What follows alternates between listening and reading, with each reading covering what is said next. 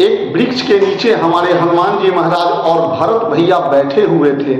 उधर से नारद जी बड़े ही झूमते हुए प्रसन्न मुद्रा में चले आ रहे थे।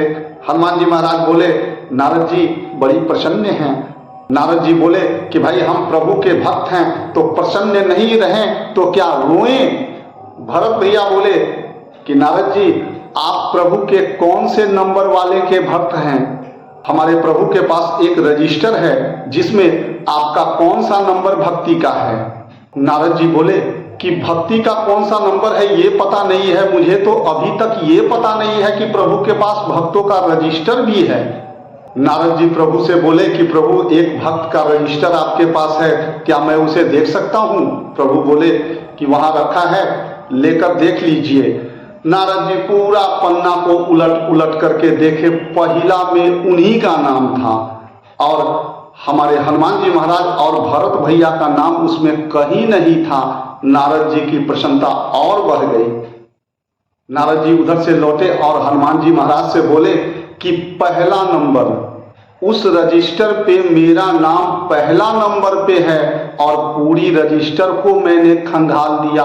आप दोनों आदमी का नाम कहीं नहीं मिला, मगर आप लोग अच्छे कर्म कर रहे हैं, लगे रहिए, एक ना एक दिन प्रभु का शरण मिलेगा आपको। हमारे भरत भैया बोले कि हमारे प्रभु के पास एक पॉकेट डायरी भी है, क्या आपने उसे भी देखा क्या? नारद जी बोले कि प्रभु के पास पॉकेट डायरी भी है। फिर नारद जी प्रभु के पास गए और बोले कि प्रभु जरा सा मुझे आपकी पॉकेट डायरी देखनी है। उस पॉकेट डायरी को नारद जी देखकर अवाक रह गए। उसमें पहले स्थान पे हमारे भरत भैया का नाम लिखा हुआ था और दूसरे स्थान पे हमारे हनुमान जी महाराज का नाम लिखा हुआ था। नारद जी हमारे पालनहार से बोले कि प्रभु इस डायरी पे दो ही नाम लिखा हुआ है, ऐसा क्यों?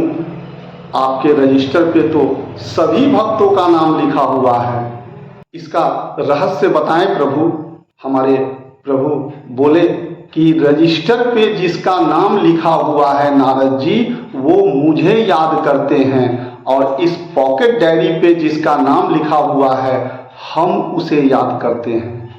अगर हम सभी भी प्रभु को नियंत्रण याद करते रहें तो एक ना एक दिन मेरा मानना है प्रभु हम पे दया करेंगे, क्योंकि याद का उल्टा दया ही होता है। जय जय श्री सीताराम।